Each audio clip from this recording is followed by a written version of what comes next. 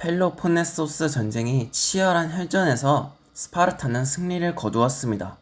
최강의 라이벌 아테네가 비참하게 몰락한 상황에서 스파르타는 이제 망설일 것이 없었죠. 스파르타는 아테네가 주도했던 델레스 동맹을 아예 해체해버립니다.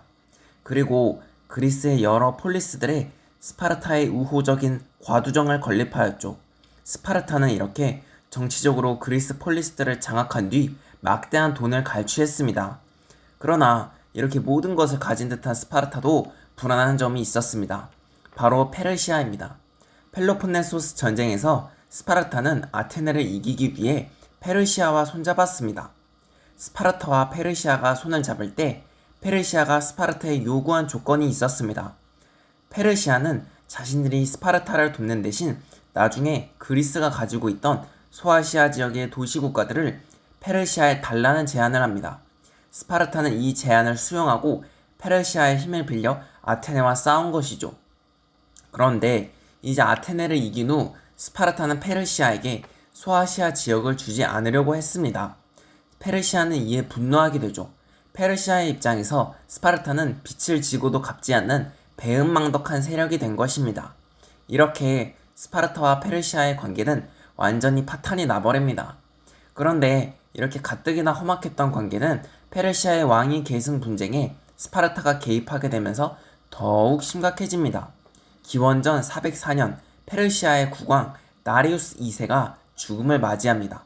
이후 왕의 자리를 두고 장남 아르타크세르크세스 2세와 차남 키루스의 갈등이 벌어지죠.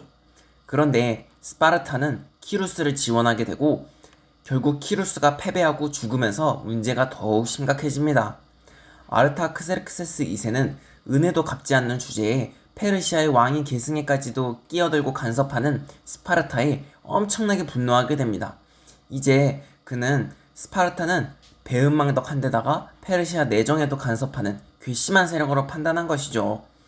결국 페르시아는 스파르타를 파멸시키기 위해 다른 그리스의 도시 국가들과 손을 잡습니다. 페르시아는 아테네를 지원했고 코린토스와 테베 등의 다른 도시국가와도 손을 잡게 됩니다. 아테네, 테베, 그리고 코린토스는 서로 손을 잡고 페르시아의 지원을 받으면서 스파르타에 맞서게 되죠.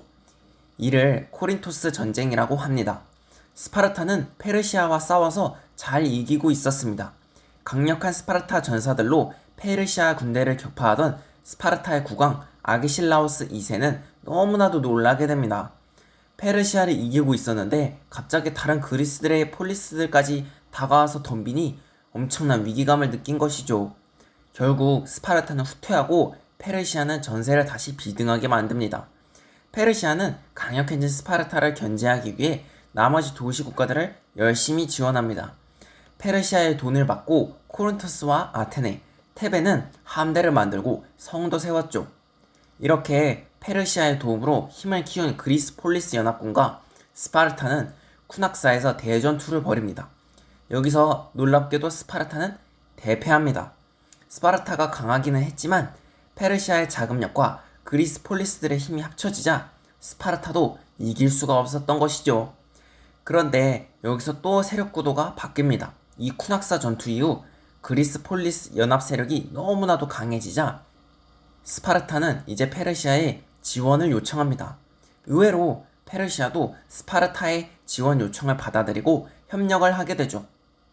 사실 페르시아는 비록 자신들이 그리스 폴리스 연합군을 지지하고 키우기는 했지만 자신 스스로도 이제 아테네, 코린토스, 그리고 테베 등의 도시 국가들이 너무 커졌다는 것을 느낀 것입니다. 이제 스파르타와 손잡은 페르시아가 그리스 폴리스 연합군에 대한 지원을 중단하고 그들을 압박하자 일단 코린토스 전쟁은 스파르타의 우세로 막을 내립니다. 이후 스파르타와 페르시아는 안탈키다스 평화조약을 체결하는데 이 안탈키다스 조약으로 스파르타는 원래 그리스 세력이 가지고 있던 여러 지역을 페르시아에 떼어줍니다. 게다가 이 조약은 스파르타가 리더인 펠로폰네소스 동맹을 제외한 나머지 그리스 폴리스 국가들의 동맹을 모두 해산한다는 내용도 가지고 있었죠. 스파르타의 이러한 독단적인 조약은 다른 그리스 도시 국가들의 분노를 불러일으키기에는 충분했죠. 스파르타는 이제 다른 그리스 폴리스 국가들의 분노와 증오의 대상이 된 것입니다.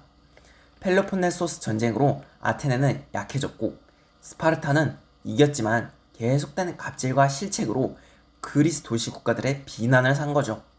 이러한 공백을 틈타서 신흥 강자가 등장합니다. 바로 테베입니다.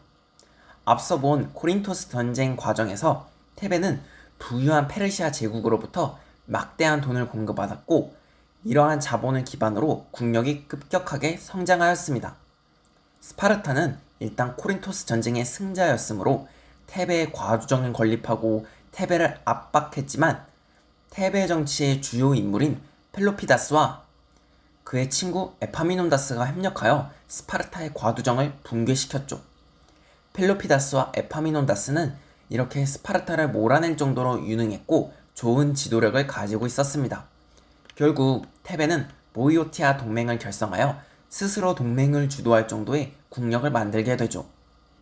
테베의 보이오티아 동맹은 이렇게 힘을 비축하여 독자적인 세력을 구축하던 아테네와 손을 잡고 스파르타의 칼을 겨눕니다.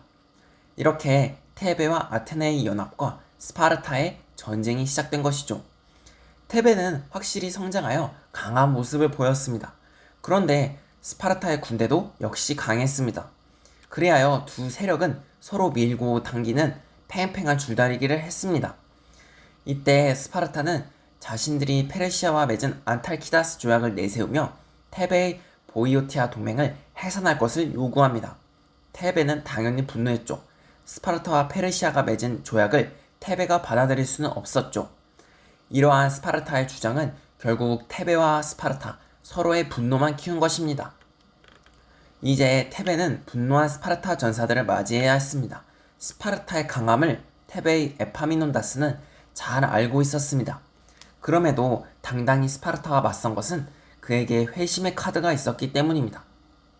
에파미논다스는 앞에서 보았듯이 매우 능력 있는 인물이었습니다. 그는 테베가 스파르타를 쳐부술 날을 기다리며 테베의 실력을 갈고 닦았습니다. 무기를 강화하고 훈련도 강화했죠. 그리고 강력한 단결력을 가진 정의의 부대인 신성대도 조직했습니다. 드디어 기원전 371년 7월 6일 운명의 레욱트라 전투가 벌어졌습니다. 신흥 강자 테베와 전통 강자 스파르타. 전투의 승자는 놀랍게도 테베였습니다.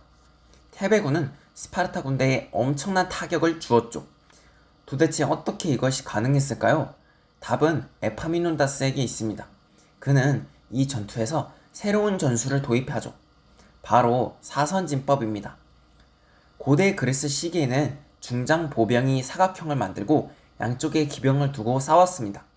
그리고 고대 그리스 병사들은 왼쪽 손에는 방패를, 오른쪽 손에는 창을 소지했기 때문에 오른쪽이 가장 앞으로 나아가고 취약했죠. 그랬기에 군대 편성 시 오른편에는 항상 잘 싸우는 정예 군사를 배치했습니다. 그러나 에파미논다스는 이러한 전형적인 형태를 벗어나서 허를 찌르죠. 바로 오른쪽이 아닌 왼쪽 편에 많은 수의 정예 부대를 배치하고 오른편의 군사들이 먼저 나간다는 점까지 고려하여 왼편의 전사들을 선두에 두고 오른편 전사들은 뒤편에 두어 사선의 모양을 갖게 했죠. 이 진법을 사선진법이라고 합니다. 이 사선진법을 통해 테베 정예병은 스파르타 정예병을 쳐부수었고 초반부터 기가 죽은 스파르타 전사들은 저승길을 면치 못한 것입니다. 이 운명의 레욱트라 전투로 인해 테베가 그리스의 주도 세력이 되었고 펠로폰네소스 전쟁에서 아테네를 이긴 후 그리스를 장악하고 온갖 갑질을 하고 승승장구하던 스파르타는 완전히 무너집니다. 스파르타가 세웠던 펠로폰네소스 동맹도 붕괴되는 지경에 이르죠. 그런데 안타깝게도 테베는 역사로부터 교훈을 얻지 못합니다. 테베 그 자신들이 왜 스파르타를 증오했는지는 잊어버리고 스파르타가 했던 그리스 도시 국가들에 대한 갑질과 협박, 이래라 저래라 하는 간섭을 반복한 것이죠. 결국 이를 보다 못한 아테네가 놀랍게도 옛 숙적 스파르타와 손잡고 테베를 칩니다. 테베는 역시 첨단 전술인 사선진법을 써먹어서 전투에서는 승리를 거두지만 전투 과정에서 테베의 거물 에파미논다스가 사망하게 되면서 테베의 시대도 내리막으로 걸어갑니다. 테베와 스파르타가 숨을 헐떡대던 사이 아테네가 재기를 노립니다. 마지막으로 아테네 제국의 재현을 꿈꾼 아테네는 다른 도시국가들과 싸워 처참히 깨지고 녹초가 되어버립니다. 테베와 스파르타, 아테네 이 셋 다 모두 반죽음 상태가 되었습니다. 그리스 경기장의 선수들이 모두 녹초 상태가 된 가운데 새로운 챔피언급 선수가 입장을 준비합니다.